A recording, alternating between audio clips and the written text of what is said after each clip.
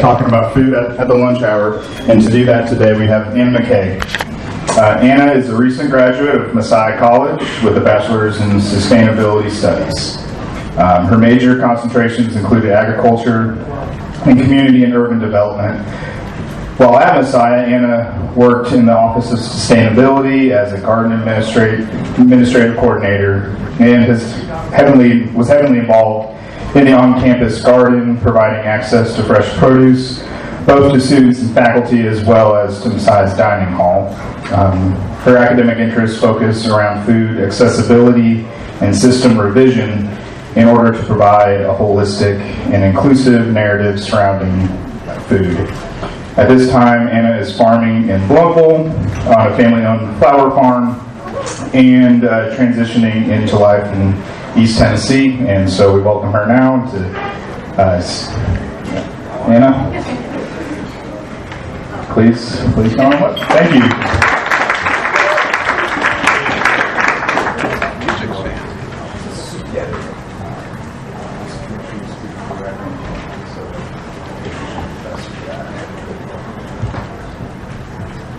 To begin, good afternoon. To begin, I'd like to just preface this presentation by saying that any critique that I have to offer here comes from a place where I believe that local food systems can be better. It's not meant to tear apart local food systems and say that they're bad. It's just meant to say that I think there are places where we can improve so that more people can be included in local food, and we can just do a better job of that. But as a general rule, we do live in a food culture dominated by white faces and upper-class ideals. This can make the pursuit of effective agricultural engagement within low socioeconomic communities struggling with food insecurity increasingly difficult to achieve. Historically, those in positions of privilege have entered neighborhoods, offered new ideas, whether they've come from a good place, but it has sometimes left those communities resistant to and skeptical of the intentions of those coming to seek relief. Studies and personal stories provide evidence that the only truly effective way to combat unequal food access is by developing the trust and respect of the communities being entered. These are the communities that have experienced the consequences of food insecurity, and therefore their voices have a little bit of a different take than someone coming in from the outside. More inclusive language and practices surrounding local food movements must be adopted in order for effective community engagement and dialogue to take place. This will be achieved by listening to the stories and concerns of those who are most deeply affected by the current systems and by relying on these same voices to guide the steps moving forward. Until the racial and socioeconomic factors of local food movements are recognized and acknowledged, reconstructing food system practices is impossible. This presentation explores the current state of the local food movement and possibilities for future improvement. So alternative food movements, which could be farmers markets, community-supported agriculture models, and community gardens, date back between 30 and 40 years ago. Well, you could do earlier than that, but as the transition between family-owned small-scale farms and large-scale farm factories occurred. In the pursuit of higher yields and lower input costs, agricultural practices morphed into more mechanical practices and chemical methods, causing concerns about the health of humans, animals, and the environment.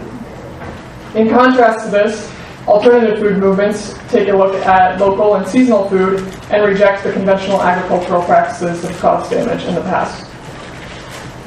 Although different variations and tastes emerge within each individual alternative food movement, the common practice is the desire to shorten the distance between consumer and producer.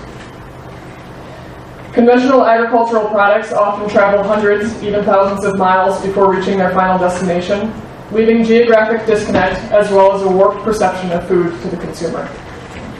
An intentional reconnecting must occur in order for the consumer to understand better where their food is coming from, and therefore their trust will develop.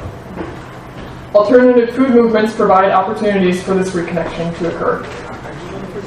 Despite the universal need to connect to food, historically, alternative food movements tailor and are favored the participation of white, upper-class individuals vis-a-vis poor and or culturally diverse individuals. Alternative food movements while important and necessary for the environmental, social, and community health of a community, present a unique set of racial and socioeconomic barriers. Many alternative food movement practices and systems contained a whitened discourse shaped by a set of white cultural practices, making it difficult for people of color to find their place within those movements. Historically, alternative food movements have desired to include a wide range of diverse voices, but may unintentionally weaken this conversation by standing on this whitened discourse. In order to discuss the implications of this whitened discourse, we must first establish what is meant by white. According to Ruth Frankenberg, whiteness carries with it a set of ways of being in the world, a set of cultural practices often not named white by white folks, but looked upon instead as American or normal. Everything falling outside of this norm is looked upon critically and makes individuals on the outside feel excluded and unwanted. Whether this is caused intentionally or not has little to do with need for improvement. Frankenberg asserts that race is a social designation much like gender. Although race is usually thought of as something outside of white, because white for centuries has been the norm, white itself is a social construction, but it has a wide variety of power and privilege. Because of the automatic racialization of people, racialization of spaces occur as well. When white bodies cluster around property and privilege, as happens in a farmer's market, for example, this space has been coded as white, and racialization of the space has occurred. After a space is racialized, those outside the coded race may feel hesitant to participate at best and undesirable at worst. Once a body feels unwelcome, cultural neutrality, if it ever existed in the first place, becomes obsolete. In Johnson City, where 80% of the population, approximately 80% of the population is white, racialization of space becomes even more of an issue. At this point, the question becomes whether or not the high percentage of white residents justifies this exclusion. Also worth noting is that the connection between race and income makes the exclusion of racial minorities directly tied to exclusion of lower income families. Therefore, methods of engagement and programming seeking to improve participation of low income families will automatically improve the chances of advancing the involvement and acceptance of those facing racial exclusion as well. Income and race present their own unique set of obstacles, but amendments where the barriers have commonalities will prove to be most effective. Furthermore, the majority of farmers market vendors presents white small-scale farmers as heroic workers providing consumers with fresh and local produce. The small-scale farmer is heralded as a saint who goes above and beyond doing the hard work to provide food for those in the community. They do so on their picturesque farm where their family has owned the land for generations. Family-owned land is not in and of itself a bad thing. I'm indeed working on a family-owned farm right now. It provides rich history, it provides stories, it provides a dialogue for what it looks like to care for land for generations. However, the issue becomes that historically white families have been the only families allowed to own land, and this makes injustice present. Also not typically seen are market vendors who reflect the faces of hundreds of Latino laborers working on white-owned and operated farms. This provides a false sense of connecting consumer to farmer and merely hides the cultural divide still existent. If one of the main goals of a farmer's market is to provide face-to-face interaction between the person who grows the food and the person who's buying the food, then lacking this accurate representation is essentially not meeting that goal at all. Until the cultural divisions are acknowledged, farmers market customers will falsely assume that the gap between producer and consumer has come full circle, leading to continued cultural exclusion. Here's where I have to critique my critique a little bit, because in each geographic setting there are the unique obstacles that each place faces. So for in Johnson City, where again I said that the population of white residents is about 80%, and the Hispanic and Latino population is only about 4%, the white faces at the farmer's market probably are actually representative of the people growing the food. In contrast, at a market in Fresno, California, where the percentage of Hispanic agricultural workers is very high, representation becomes a little bit more important. If you only see the white farmer who owns the farm selling the food, you're going to have no idea that behind that there are actually lots of other people working, and their stories are not being told. Finally, and perhaps the most harmful ideology created by farmers markets, is the principle that food choice is a moral act. When one posits farmers market shopping as an ethical imperative, yet does not acknowledge the readily apparent class exclusivity, farmers market participants reinforce the moral inferiority of the poor, and by extension, the moral superiority of affluent whites. Therefore, presenting local food choice as a moral imperative creates huge obstacles for the poor, only exacerbating feelings of inadequacy and guilt already experienced amidst a socioeconomic hierarchy in which the poor find themselves at the bottom. In reality, the reason low-income families are often not present at farmers markets is due to the higher cost of products. Simply put, there is wider selection and lower prices at grocery stores, making them the obvious choice for a family looking to save money. Low-income families are also often one-car families, which means that making the extra trip to the farmer's market just to buy vegetables might not be feasible.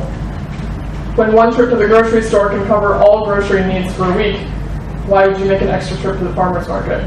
And are you even able to?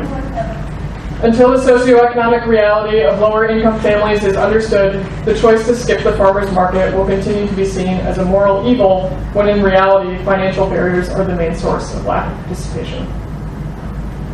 Even so, we do see the value of farmers markets. They provide spaces for political dialogue surrounding food and meaningful connection between community members. They're an effective place of engagement for those who seek more ethical places to buy food. And so complete eradication of a farmer's market is obviously a misguided effort, and we would do better to just revise what we already have. Since moving to Johnson City, I have begun interning with Build It Up East Tennessee, a nonprofit improving local food dialogue and access to gardening resources for low-income families. During my time with Build It Up, I have been introduced to a variety of key players in the Johnson City local food movement. One of these key players is Lexi Close, who works with the Appalachian Resource Conservation and Development Council, or ARC&D. Lexi recently received approval for a grant which provides low-income families with fruit and vegetable prescriptions written by their doctor. These prescriptions are able to provide those families with fresh produce, and there's a lot of excitement surrounding that program, and I've been asked to help facilitate that conversation at the Johnson City Farmers Market. The fruit and vegetable prescription grant was inspired by Pharmacy, spelled with an F, a fruit and vegetable prescription program in Letcher County, Kentucky. The program in Letcher County has been widely successful and has just completed its second year. Both programs, the one in Letcher County and the one here, will provide low-income families with weekly vouchers or prescriptions that are redeemable at their local farmers market. The grant through ARC&D will bring approximately $50,000 worth of sales to the Johnson City and Jonesboro farmers markets. Not only does this program help increase the participation of low-income families, but it also brings financial resources into a local food market that already exists. As previously stated, programming seeking to improve participation of low-income families is essential to improving the overall health and effectiveness of local alternative food movements. Now from farmers markets, we're going to switch over into community gardens and take a little bit of a look at that. Community gardens, much like farmers markets, have their fair share of class and racial exclusivity as well. Even when placed directly in communities where access to fresh and local food is scarce, because of their approach, they're often limiting as well. Imagine for a moment that someone walks into your kitchen, critiques everything you're already doing, and then hands you unfamiliar and distasteful ingredients with an unfamiliar recipe. Even if the food is high quality and good by all other means, the imposition itself ruins whatever else may have been good about that interaction. This is essentially what white upper-class individuals have been doing in lower socioeconomic neighborhoods for years, only instead of a figurative kitchen, it is a literal backyard. Michael Pollan, famous for his slogan, "Don't eat anything your great-grandmother wouldn't recognize as food," has created a food culture favoring the food of the past vis-a-vis the current gimmicks and trends used to distract from poor food production practices today. However, as one researcher points out, Pollan ignores the fact that we do not share a common grandmother who has the same socio-historic and economic context that may have impacted their access to and informed their perception of food. My great-grandmother would recognize food as what I would recognize food as now, but someone who grew up in a lower-income family, their idea of what food looks like looks a lot different than me. When cultural and socioeconomic heritage is ignored, the deep cultural influence of food is pushed aside, creating exclusionary practices often found in community gardens. We all have the family recipes that we value. We all have things that we love because they've been passed down through generations. And so if someone comes in and tells you suddenly that those things are bad and those things are unhealthy and those things are wrong, you're going to be a little bit skeptical of their intentions of why they're coming in the first place. Nonetheless, the importance of effective community garden model remains. Communities of lower socioeconomic status are particularly at risk for consuming diets that are less than optimal, which includes lower amounts of fruits and vegetables and high fiber foods. A study in Philadelphia found that community members who actively participated in their community garden were more likely than matched controls to eat more vegetables and consume fewer sweet foods and drinks. Community gardens provide a more practical way of combating poor food access and high prices, making them a highly desirable model for community health and engagement. In contrast to farmers markets, where the prices are high and low-income participation can become difficult, community gardens really do provide a way where you're able to get your food simply by working for it in the garden. A lot of community gardens work in a way where if you participate, part of your payment for doing that work is that you get some of the produce that comes out of that garden. And so in that case, having community gardens is a very good way to provide food to low-income families without trying to figure out a way to work out that financial barrier. An example of effective community gardening is seen at Urban Tree Connection based out of West Philadelphia, Pennsylvania. Founder Skip Weiner has worked since 1989, building meaningful connections within the community he grew up in. One of Weiner's main methods of connection is seeking the captains of the community and discussing effective community engagements with them. Captains are members of the community possessing strong social capital and power, making community engagement meaningful and possible. Although Weiner is white, his role as liaison allows local black community members to maintain their social status and power, allowing change to come from within the community instead of from outside. Urban Tree Connection provides hope that alternative food movements actually do have the power to effectively engage communities and reach a common goal of food access and vitality. I had a chance to meet Skip Weiner while I was living in Pennsylvania, and the work that he does is truly incredible. The amount of respect that the community members have for him, and the amount of dialogue that takes place surrounding each decision made by those community gardens and each action is truly incredible. Alternative food movements have the power to stand in opposition to destruction of unethical food systems. While many possess their own set of racial and socioeconomic barriers, effective dialogue and acknowledgement improves the likelihood of true and honest growth. Continued criticism and conversation must occur if alternative food movements truly intend to become culturally neutral spaces where all may feel welcome. To use the words of Wendell Berry, we have lived our lives by the assumption that what was good for us would also be good for the world. We have been wrong. We must change our lives so that it will be possible to live by the contrary assumption, that what is good for the world will be good for us. And that requires that we make an effort to know the world and learn what is good for it.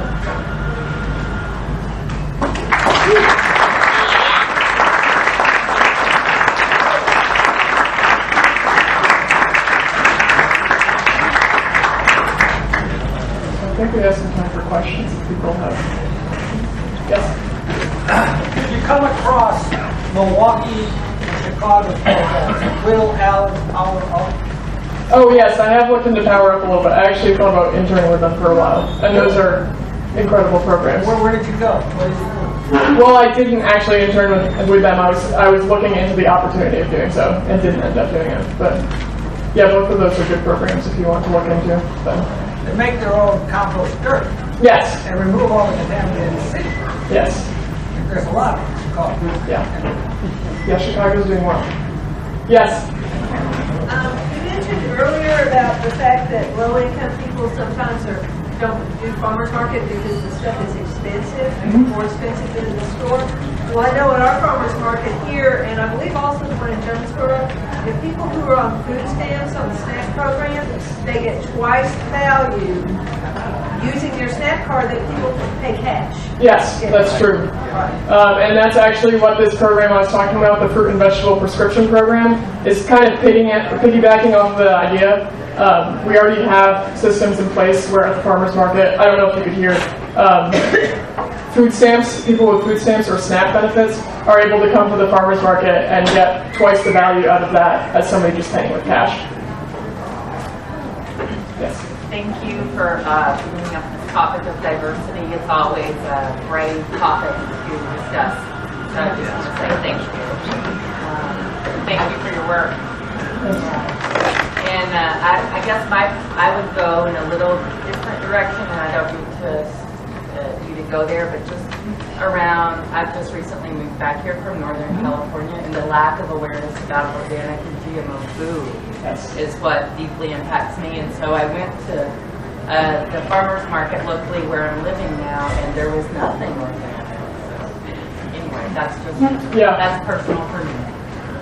Yeah, that's definitely something that happens at farmers markets. Sometimes people are able to resell from other places, and there's not necessarily a standard held to who can be selling what. And so someone may go to a farmer's market thinking that they're receiving good and healthy food, and in reality be buying something that they could have bought at Walmart. So just a lack of awareness or a lack of communication or a lack of a higher standard there, I think, that I wish was more present. Yeah. I think that plays into the notion of how perfect our food is in the grocery store because of all of those either chemicals used or processes used to keep it that way. Whereas organic produce and fruits often may have scabs or flaws in some way that aren't visually perfect but are better for you. So I think that there's an awareness that we need to promote about that it doesn't have to look perfect. It doesn't have to be a Kodak apple. You know, it needs to be one that is grown and harvested in a reasonable manner. And part of the way to help combat that is that kids often don't have access to like seeing what an imperfect apple or an imperfect tomato may look like. And so one of my other plugs for effective community gardening would be starting at a very young age, where you have kids who they've never known anything different, and so to bring them into a garden, they see something and they think, wow, I've never seen a tomato that has a green spot on it, or I've never seen an apple that has a wormhole in it and it's still okay to eat. And then those kids, with their curiosity, they go home, and anybody who has kids knows that they just tell everybody who they see what they did that day. And so often that's their parents, and they'll say to their parents, how come the apples we have never look like that? How come they're really shiny? And the ones that we grow in our garden don't look like that at all. And so that's one of the areas where I think that engaging children can really help with alternative food movements in general. Sorry, back here? Yeah. And then over here. How does that food prescription program work? How does it work? Yeah, is it through local internists or pediatricians? Are they involved? Yeah, so in order to even get the grant approved in the first place, Lexi knows a little bit more about this than I do, but I have worked with her a little bit on it. To get it approved in the first place, they had to find a variety of doctors and practitioners in the area who were willing to support it in the first place. They were able to say, during a regular doctor's appointment, I'm going to tell this person, you have some health problems that I'm concerned about, and in order to address that, I'd like to write you a prescription for fruits and vegetables. It's kind of like getting that dialogue going around food being a medicine in and of itself. I know that's like a very hippie turn of phrase that sometimes isn't received very well, but you have to think that when a family has not been eating any fresh fruits and vegetables, that small change can really make a health difference. So there's kind of a it's not really a signing up process, but there are families sort of being recruited to be part of the program. And then there's dialogue between that family and their doctor. So it's not like a doctor is going to find some completely random person and prescribe this. Eventually maybe that will happen. But for now they're kind of like within a certain amount and a certain number of people because we have only a certain amount of money. Over here. I was just going to comment that we live in Green County, and there's an organization called Rural Resources, and they do that very thing with the children. They take kids from the community, and they garden with them, and they make food from it. They take it home, so they're really trying to reach out to the children. Yeah, it's very effective. Yes? And I run a community garden, and you really made me start thinking about whether we're exclusionary or inclusionary. I mean, that kind of a thing. So I wasn't really quite sure what you were talking about. I know for us, it's anybody can grow anything they want as long as they don't use chemicals. Right, yeah. So I would like you maybe to talk a little bit more about that and make sure we're not doing that. And yeah, I think my idea of exclusionary practices would be just the initial approach. Once you are within a community and you're saying this is open to all, I think that is welcoming and that is inclusive. The problem comes when someone who hasn't lived in the area at all comes in and says, I'm going to put a community garden here, you can grow here if you want to, but you have to come through me. And those are where the exclusionary practices come in, when there's just not a respect for the community that was already present before that person got there. Does that make sense? yes. Okay. Yes? I know you're somewhat new to Johnson City, but I just wondered if you could reflect on where you think the spaces are that conversation around access and food justice could happen across racial and socioeconomic divides. Because it's hard to have that conversation, it's hard to have it in contexts that are truly diverse. Right, yes. I think that it helps to begin with the people you're close to, because with the groups around you already, they're not going to be offended by the ignorant questions, and they're not going to be offended by the suggestions that may sound strange or the conversation that may be controversial in other settings. And then from there, I do think there's a level of boldness that's just needed within communities where it's okay to ask questions and it's okay to maybe critique things and say that I don't know that this is right. Again, moving to Johnson City has been a little bit unique because the white population is so high that to argue for racial diversity sometimes sounds like, well, you're going to be bringing in people who don't even live here. And so that's difficult as well, because I mean, there really is, it's 84% or something like that is white in Johnson City. So that becomes a little more difficult. But I think just an awareness that those problems could even exist, once you open yourself up to that idea, it becomes easier to discuss with those around you. Do you mean like physical locations, or just kind of like how to approach it? I think you answered it. Okay, yeah. Yes? I know Jonesboro requires that their sellers at their farmers market either grow or pick or make things that they grow, and Johnson City does not have that requirement. And that's one of the main things to have a farmers market, is to give local farmers places where they can sell their produce. How do we go about trying to pressure Johnson City Farmers Market into changing their policy? Yes. Jonesboro is actually one of the only farmers markets in the area that does require the sellers to have grown or made the products themselves. I think a way to push back on that in Johnson City, right now there's push from the city level to get a formal full-time or part-time, I'm not really sure full-time or part-time, but someone whose job it is to manage the market.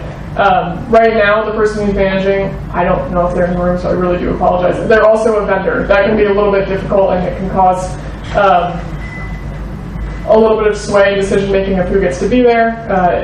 Farmers markets are very political. They always have been. If you've been there, you have precedence over someone else who's coming in. I think pushback for Johnson City would be, the Johnson City market would be saying that even if people are allowed to be there to resell, there should be, the people who are growing their own things should have favor in placement. Yeah. Because I do know farmers who are growing their own things and have not been able to get in because there's no space. Right. And I think that is an issue. But, yes? I was at a farmer's market where they had the same issue, and what they did is they made the farmers put signs up so people would know that this was local, this was grown within 250 miles, this is organic.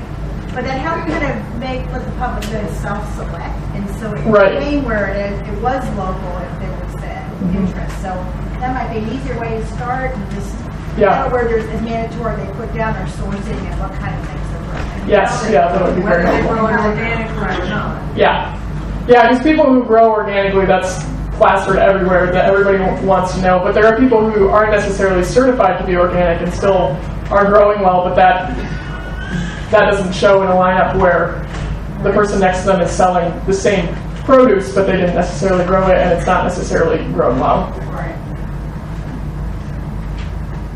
Yes?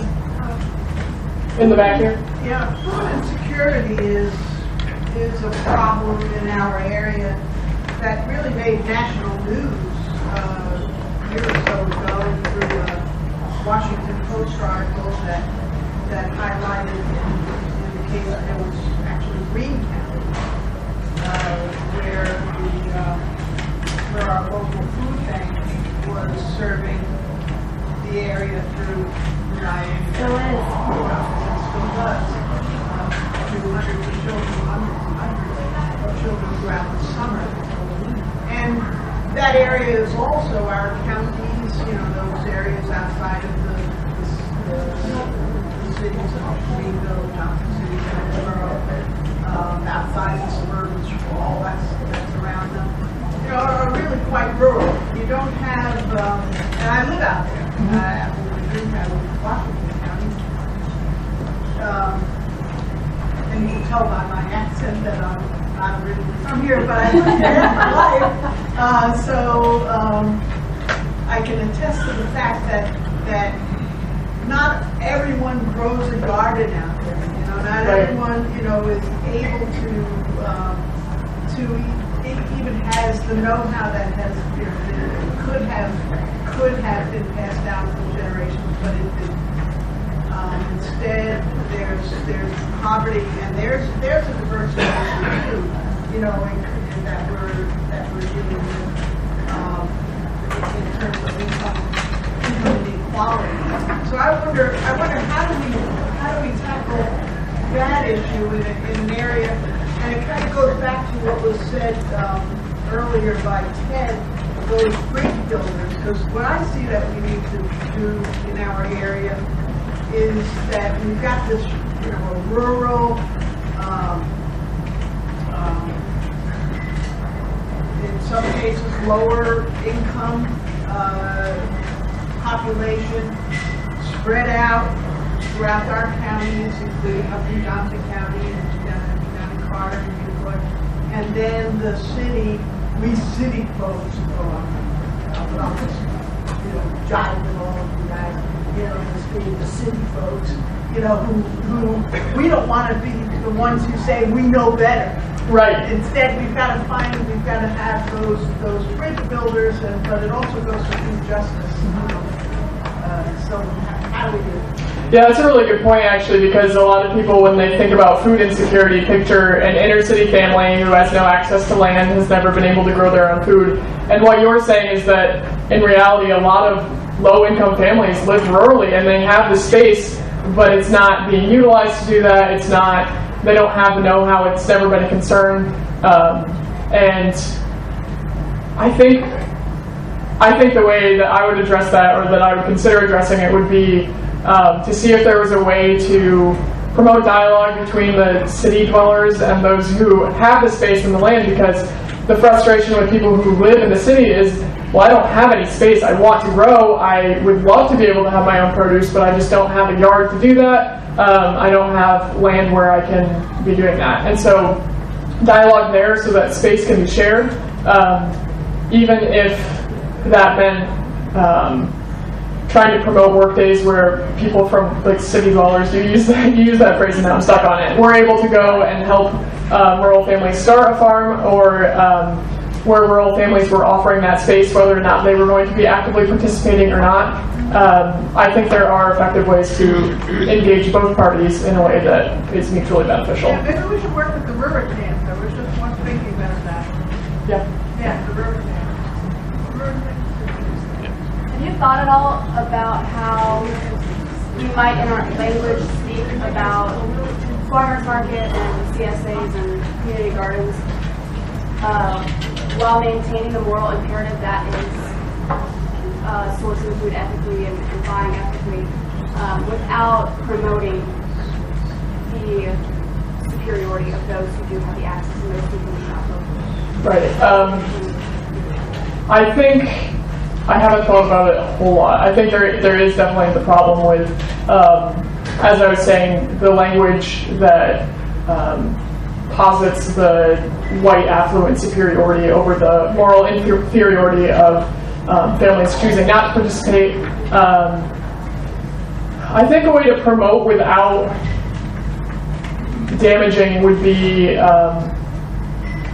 to just say that even if you aren't a full member of a CSA, if you are still at least trying to take small steps, everybody's able to take small steps regardless of financial situation. I'm fairly confident in saying that. You can push back if you want. But so even if you're just trying and you're even thinking about what ways can my family be more effectively engaging the local food system surrounding me, I think that helps. And there are also CSAs that offer discounted shares for those who are lower income. I wish that was more of a thing. I think that should be promoted. I think farmers should take into consideration the demographic of people surrounding them. And farmers also have to make money, which can be very difficult. But at the same time, a way to promote engagement with families that don't always have access. We do need to end, and I want to thank you, Anna, for your presentation again. But point out that container gardening is another way that people can grow something in a small space. And many of us have too much stuff. Like when you get your tomatoes or your zucchinis, all of a sudden you've got more than you can possibly deal with. Our church goes through a process where we have a green table. We bring in that extra produce, and people just pay, what they think is an equivalent or a valuable amount for that produce, and it means I don't have to process so many tomatoes. So I think that there are ways to share that can be developed community-wide and maybe reach out to other communities as those ideas catch on.